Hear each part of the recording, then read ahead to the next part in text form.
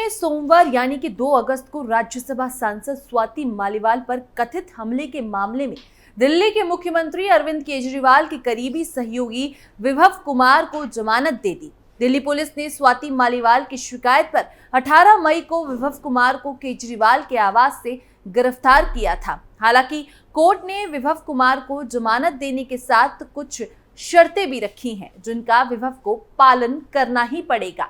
क्या है वो शर्तें और क्या अब विभव और अरविंद केजरीवाल के साथ जो भी मेल मिलाप है वो टूट जाएगा? सब कुछ आपको विस्तार से बताएंगे आज की स्पेशल स्टोरी में। चलिए शुरू करते हैं।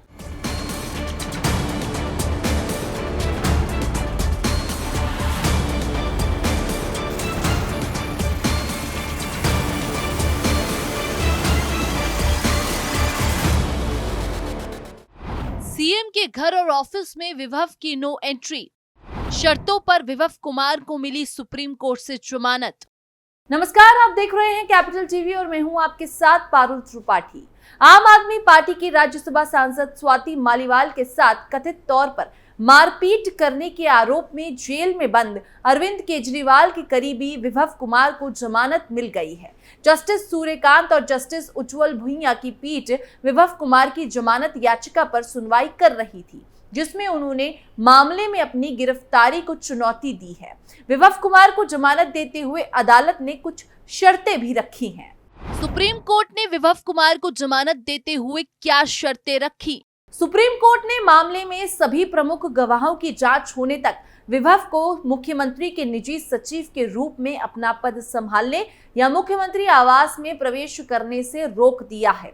अदालत ने विभव कुमार को मामले के खिलाफ तब तक बोलने से रोका है जब तक कि कमजोर गवाहों की जांच नहीं हो जाती। अदालत ने ट्रायल कोर्ट से कहा कि वो इस प्रक्रिया को 3 सप्ताह में पूरा करे और विभव कुमार को कोई भी आधिकारिक पद लेने से रोक दिया है। चोटी आना सामान्य बात, जेल में नहीं रख सकते सुप्रीम कोर्ट। सुनवाई के दौरान जस्टिस भुइयां ने कहा कि विभव कुमार 100 दिनों से न्यायिक हिरासत में है और आरोप पत्र दाखिल किया जा चुका है। उन्होंने कहा यानी कि मालीवाल को चोटें आना सामान्य बात है, ये जमानत का मामला है, आपको इसका विरोध नहीं करना चाहिए। आप ऐसे मामले में किसी व्यक्ति को जेल में नहीं रख सकते। दिल्ली पुलिस की ओर से पेश हुए अतिरिक्त सॉलिसिटर जनरल SV राजू ने कहा कि कुछ महत्वपूर्ण गवाह हैं जो उनके यानी कि विभव को प्रभाव में हैं, उनसे पूछताछ होनी चाहिए, तब मैं विरोध नहीं करूंगा। इसके जवाब में जस्टिस भुइयां ने कहा कि इस तरह से हम किसी भी व्यक्ति को जमानत नहीं दे सकते। उन्होंने आगे कहा कि ये आशंका बेबुनियाद है। सुप्रीम कोर्ट ने इन शर्तों के साथ दी जमानत। आरोपी सीएम के घर और ऑफिस ना जाए, अहम गवाहों के बयान जल्दी दर्ज हो, आरोपी और उससे जुड़े लोग केस पर टिप्पणी ना करें, आरोपी को कोई ऐसा पद ना दिया जाए जिससे वो केस को प्रभावित कर सके, विभव को सीएम का निजी सचिव या ऐसा कोई पद ना दिया जाए, जिस पार्टी यानी कि आप से आरोपी जुड़ा है उसके नेता इस केस पर टिप्पणी ना करें। कोर्ट ने पुलिस के वकील से कहा कि अगर आरोपी सहयोग नहीं करता है तो आप आवेदन दाखिल कर सकते हैं। 3 महीने में अहम गवाहों के बयान निचली अदालत दर्ज करे। 18 मई को गिरफ्तार हुए थे विभव कुमार। दिल्ली के सीएम अरविंद केजरीवाल के निजी सचिव रहे विभव कुमार को 18 मई को गिरफ्तार किया गया था। विभव कुमार पर आप राज्यसभा सांसद स्वाति मालीवाल ने सीएम आवास में मारपीट का आरोप लगाया था। 12 जुलाई को हाई कोर्ट ने उनकी जमानत याचिका खारिज कर दी थी। सुप्रीम कोर्ट ने सुनवाई के दौरान कहा कि रिकॉर्ड दिखाते हैं कि कोर्ट में 51 गवाहों के बयान होने हैं, मुकदमे में समय लगेगा। जज ने कहा, एडिशनल सॉलिसिटर जनरल ने कहा कि आरोपी अहम गवाहों को प्रभावित कर सकता है। उनका कहना है कि उन गवाहों के बयान होने तक जमानत ना दी जाए। हम ऐसी शर्त लगाना चाहते हैं जिससे वो ऐसा ना कर सके। अगर आरोपी गवाहों पर असर डालने की कोशिश करेगा तो इसे जमानत का दुरुपयोग माना जाएगा। लेकिन इसके बाद कोर्ट ने कुछ शर्तों के साथ विभव को जमानत दे दी। क्या है स्वाति मालीवाल मारपीट केस? 3 पॉइंट में समझिए। पहला, विभव पर आपकी राज्यसभा सांसद स्वाति मालीवाल से 13 मई को सीएम आवास में मारपीट का आरोप है। स्वाति मालीवाल से मारपीट मामले में दिल्ली पुलिस ने 16 मई को एफआईआर दर्ज की थी। दूसरा, स्वाति ने दावा किया था कि वो केजरीवाल से मिलने उनके आवास गई थी। वहां विभव ने उन्हें सीएम से मिलने से रोका और मारपीट की। विभव ने उन्हें 7 से 8 थप्पड़ मारे, पेट और प्राइवेट पार्ट पर लात मारी। इससे उनके शर्ट के बटन टूट गए थे। तीसरा, मालीवाल के मुताबिक उनके कपड़े खुल गए थे, लेकिन विभव ने मारना नहीं छोड़ा। विभव ने उनका सिर भी टेबल पर पटक दिया। केजरीवाल घर पर थे, लेकिन फिर भी कोई मदद के लिए नहीं आया। मालीवाल ने मारपीट केस के बाद पहले इंटरव्यू में खोले थे कई राज। आम आदमी पार्टी की राज्यसभा सांसद स्वाति मालीवाल ने अपने साथ हुई मारपीट के बाद पहली बार इंटरव्यू दिया था। उन्होंने एक न्यूज एजेंसी से बातचीत करते हुए कहा था कि वो 13 मई को सुबह 9 बजे के करीब मुख्यमंत्री अरविंद केजरीवाल से मिलने सीएम आवास गई थी। वहां पर स्टाफ ने ड्राइंग रूम में बैठाया और कहा कि केजरीवाल घर पर हैं और मिलने आ रहे हैं। उसी समय विभव कुमार वहां पर आते हैं और मुझसे मारपीट करने लगते हैं। विभव ने मुझे 7 से 8 थप्पड़ मारे। जब मैंने उन्हें धक्का देने की कोशिश की तो उन्होंने मेरा पैर पकड़ लिया, मुझे नीचे घसीट दिया। मालीवाल ने आगे कहा कि मेरा सिर सेंट्रल टेबल से टकरा गया, मैं नीचे गिरी। फिर उन्होंने मुझे लातों से मारना शुरू कर दिया।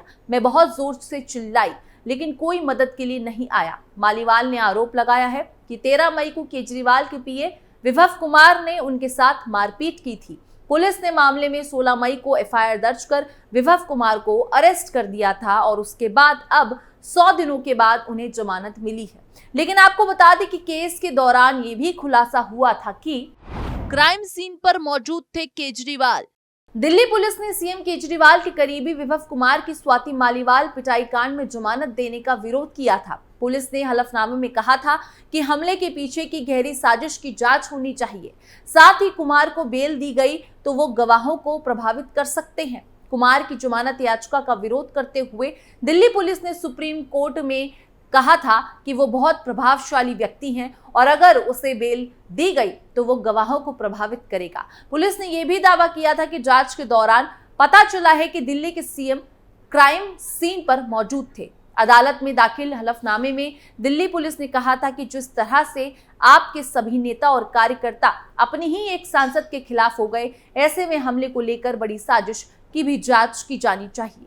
पुलिस ने कहा, मालीवाल का बयान जांच के लिए प्रासंगिक हो जाता है क्योंकि अपराध के बाद उसी घटना के संबंध में पार्टी के 2 जिम्मेदार व्यक्तियों द्वारा सार्वजनिक रूप से पूरी तरह से यू टर्न ले लिया गया था।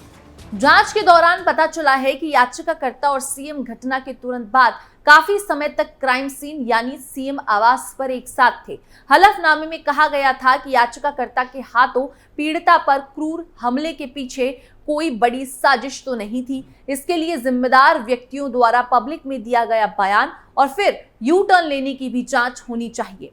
एक रिपोर्ट के अनुसार पुलिस ने कहा, यह भी रिकॉर्ड में मौजूद तथ्य है कि संबंधित सीसीटीवी कैमरों से चुनिंदा फुटेज मीडिया में लीक किए गए थे, इससे पहले कि उस रिकॉर्डिंग डिवाइस को सीज किया जाता। इस कृत्य की भी जांच की जानी चाहिए ताकि पता लगाया जा सके कि अपराध को साजिशन अंजाम दिया गया था या नहीं। इसीलिए अभी भी आशंका है कि याचिकाकर्ता गवाहों को प्रभावित कर सकता है या सबूतों के साथ छेड़छाड़ कर सकता है। वह कोर्ट द्वारा निर्धारित ट्रिपल टेस्ट में फेल हो सकता है। मालीवाल द्वारा एफआईआर दर्ज कराने में देरी के बारे में हलफनामे में कहा गया था कि यह ध्यान रखना महत्वपूर्ण है कि पीड़िता अपने साथ हुई उत्पीड़न और हमले से बहुत आहत थी। इसके अलावा पीड़िता दिल्ली में सत्तारूढ़ पार्टी की सांसद है और उसके बाद और बेहद उनके साथ संवेदनशील स्थान सीएम आवास पर क्रूरतापूर्वक हमला किया गया है। इस घटना ने उनकी मानसिक स्थिति को काफी प्रभावित किया है, जिसकी वजह से वो 4 दिनों तक अपने घर के अंदर तक ही सीमित रही हैं। और इसी तरह कई और दलीलें कोर्ट में हुई थी, लेकिन आखिरकार कोर्ट ने विभव कुमार को जमानत दे ही दी है। आगे इस मामले में जो भी अपडेट आएगा वो हम आप तक जरूर पहुंचाएंगे। फिलहाल इस खबर में बस इतना ही। बाकी देश और दुनिया की तमाम खबरों के लिए आप देखते रहिए कैपिटल टीवी।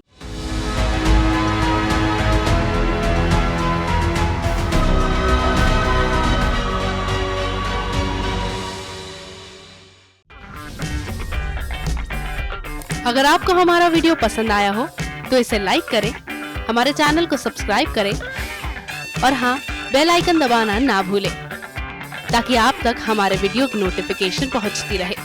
आप अपना सुझाव हमें कमेंट बॉक्स में दे सकते हैं। हमारे साथ जुड़ने के लिए शुक्रिया।